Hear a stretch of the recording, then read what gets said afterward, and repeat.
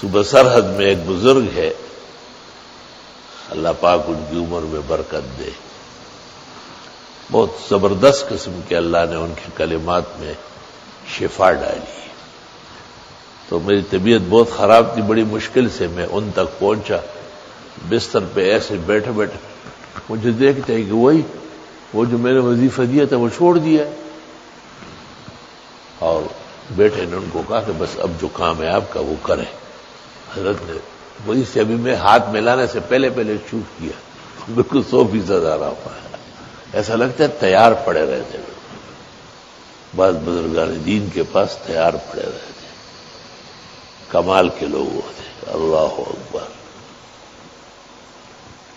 ہمارے ہاں ایک دانہ نکلتا تھا، اس کو کبھی خرے کہتے کبھی شینے، اور وہ پختونوں کے یہاں سرحد میں دانے اور پھوڑے پھنسی کا بہت زیادہ رواج ہے۔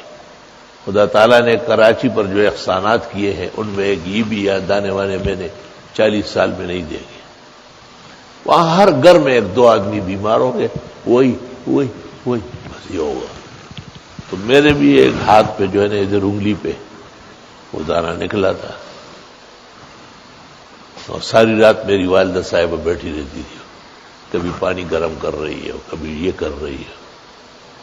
یہ اندام چشی بیمار اور ٹول وجود شی پر لڑزار، ایک عضو سے سارا جسم بے قرار ہو جاتا ہے۔ کئی دن گزرے تھے، طبیعت بہت زیادہ ناساز تھی، اور تو میں ایسا دریا کے کنارے نکلا، گھر دریا کے ساتھ ہے، فجر کی نماز پڑھی، مسجد میں نہیں جا سکا، دریا کے کنارے پڑھی، اور ایک بزرگ کو میں جانتا تھا کہ وہ دم کرتے ہیں، آہستہ آہستہ ان کی طرف روانہ ہو گئے۔ انہوں نے ایسا دیکھا، دیکھتے وہی بچے تھا چل دے، تو میں نے بتایا کہ یہ جو خرے نے اف چلے، گھر چلتے ہیں۔ گھر لے گئے اور اپنی اہلیہ کو کہا کہ خوب پراٹھے اور چائے بناؤ بہترین، یہ بچہ کئی دنوں کا بھوکا ہے، کیونکہ میری آنکھیں بھی باہر نکل رہی تھی اور طبیعت بہت زیادہ ایسی تھی، پانی نہیں پی سکتا تھا۔ ہمیں بڑا حیران ہو کہ پراٹھے کون کھائے گا۔ آپ یقین کریں، مجھے ایک چارپائی پہ بٹھایا اور وہ ایسے ہی کبھی ادھر جا رہے کبھی ادھر چوف کرتے، اور میری آنکھیں کھل گئی، اور مجھ سے پوچھا کہ دڑکئی میں نہ ہوئے، بس ختم چکا۔ کیا منہ تھے اور کیا پاک لوگ تھے ویسے۔ اگلے دن مجھے کہا کہ کل تم نے آنا نہیں ہے، میں آپ کی مسجد میں آؤں گا، آپ کے محلے میں۔ فجر کی نماز جب ہو گئی تو اس نے کھڑے ہو کے میرے والد کا نام لیا کہ اس سے میرا جھگڑا ہے، آپ لوگ بیٹھے جائے نہیں۔ اور میرے والد کو کہا کہ آپ قرآن پہ ہاتھ رکھیں، آپ کو یہ پتہ ہی نہیں کہ میرے پاس اس کی اجازت ہے۔ اپنے بیٹے کے ساتھ ظلم کرنے کی ضرورت کیا تھی؟ والد صاحب نے کہا میں بہت پشیمان و شرمندہ ہوں، اور بس وہ 2 دن اور آئے، اور وہ دن ہوا، آج کا دن ہوا۔ مجھے کہا آپ کی نسل و اولاد میں کسی کو یہ تکلیف آئندہ نہیں ہو۔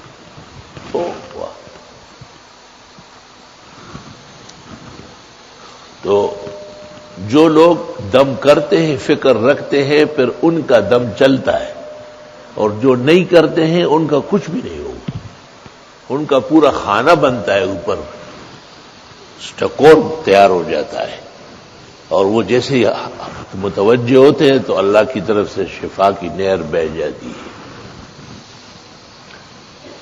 اسی طرح ایک اور بزرگ کو میں نے دیکھا تھا، علیحدہ ایک ویران کھنڈر میں رہتے تھے، کمرہ آدھا گرا تھا آدھا باقی تھا، اکیلے، اور میرے دانت میں تکلیف تھی۔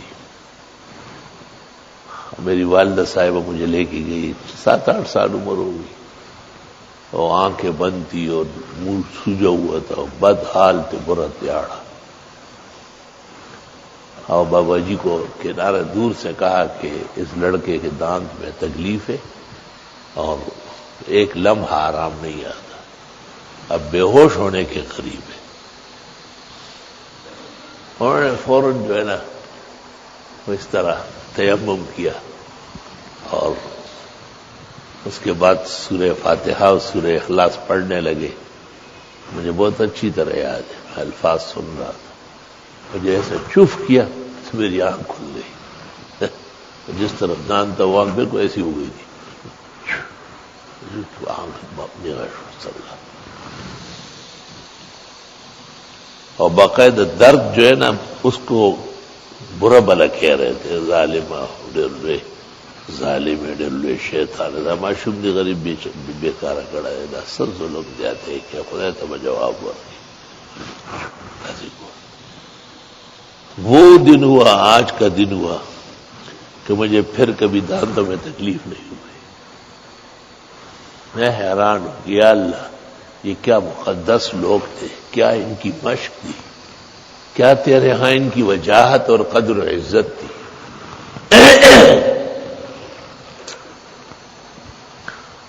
موطا امام محمد میں ہے کہ یہ سن سے کوئی ماڑو مدینہ منورہ پہنچا تھا، اور مدینہ منورہ میں تمام لوگ خفگان میں اور غم کے حالت میں تھے. اس سندھی جا رجل من السن موطا محمد میں ہے. اس نے پوچھا کہ کیا بات ہے، تو لوگوں نے کہا کہ ام المومنین عائشہ بیمار ہے اور بہت زیادہ بیمار ہے، اٹھ بیٹھ نہیں سکتی، اس لیے مدینہ منورہ میں غم کی سی فضا ہے. اس کے پاس کوئی عمل تھا، اس نے اپنا وہ عمل کیا اور اس نے کہا کہ ام المومنین پر کسی نے سحر کیا ہے، اور بتایا کہ اس وقت جس نے سحر کیا ہے اس پر کسی بچے نے پیشاب کیا ہے. تو ام المومنین کو اطلاع ملی، اس نے اپنی کنیز بریرہ کو کہا کہ جلدی آ جاؤ، یہ کوئی مہمان آئے ہیں. تو اس نے کہا میں آتی ہوں، لیکن ایک بچے نے گود میں پیشاب کیا ہے، وہ صاف کر کے آتی ہوں. پھر اس سندھی ماڑو نے کہا کہ 3 کنویں ایسے دیکھو جو تینوں سے پانی نکلتا ہو.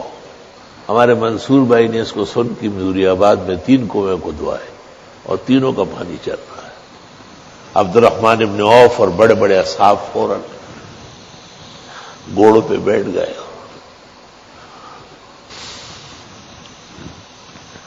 چھٹ پٹ قبا کے پاس 3-4 کنویں تھے جو سارے جاری ساری تھے، وہاں سے مشک بر بر کے لائے، اور سندھی ماڑو وہاں کھڑا رہا مسجد نبوی کے دیوار کے ساتھ. کہا اندر پانی رکھ دو، اور بی بی کو کہا بی بی اتنی مہربانی کرو، بھلے پلنگ میں کپڑوں سمیت کیوں نہ ہو، آپ یہ پانی اوپر ڈال لیں. بی بی صاحبہ نے جب وہ پانی اوپر ڈالا، تھوڑا سا ایک سے پھر دوسرے سے تیسرے سے، ایسی ہو گئی جیسے کبھی بیمار ہوئی نہیں. لمحوں میں تمام دنیا کا کیپسول، ڈرپ اور انجیکشن اور سارا میڈیکل اس کے سامنے زمین بوس ہے. وہ تو مہینے میں 6 مہینے میں کام کرے گا، یہ لمحوں میں کام ہو جاتا ہے. تو یقیناً لوگ نقصان بھی پہنچاتے ہیں اور اللہ نے اس کا توڑ بھی پیدا کیا ہے، لیکن ایسا نہیں جیسے ہر شخص آتا ہے میرے اوپر اثر، ہاں تو داڑھی منڈاتا یہ اثر نہیں مان رہا ہے، میرے اوپر اثر ہے. نماز پڑھی ہے نہیں تو بے نمازی کا اثر تو ہے ہی آپ پہ، یہ نہیں مان رہا ہے. آپ ان کو کہے کالا مرغا لے آؤ، اس کی ایک ٹانگ اوپر ہو ایک نیچے ہو، انڈا الٹا دفنا دے، غلط سلط فضول بکواس. اس لیے میں اکثر کہتا ہوں کہ یہ زمانے کے عامل ایک پائی کے لوگ نہیں ہیں، خالص شاپ کیپرز ہیں. التجار هم الفجار، ان کے پاس رکھا کیا ہے؟ باکمال لوگ تو پردوں میں رہتے ہیں، وہ تو کہاں اپنے آپ کو کھولتے ہیں، ہمیشہ پردہ کرتے ہیں تب کمالات رہتے ہیں ان کے. بہرحال صحت شفا تو اللہ کے ہاتھ میں ہے. وَنُنَزِّلُ مِنَ الْقُرْآنِ مَا هُوَ شِفَاءٌ وَرَحْمَةٌ لِّلْمُؤْمِنِينَ. اور یہ قرآن کی آیتیں ہیں، خاص کر فاتحہ، آیت الکرسی و آخری 4 کل، اس کو 3 دفعہ پڑھے جاتے ہیں. اور پھر تصور اس بیماری کا، تکلیف کا کر لے کہ اللہ آپ کے کہنے سے ہی بیماری آتی ہے، آپ کے حکم سے ہی جاتی ہے. انشاءاللہ تعالی آرام، صحت، فائدہ محسوس ہوگا. الحمدللہ.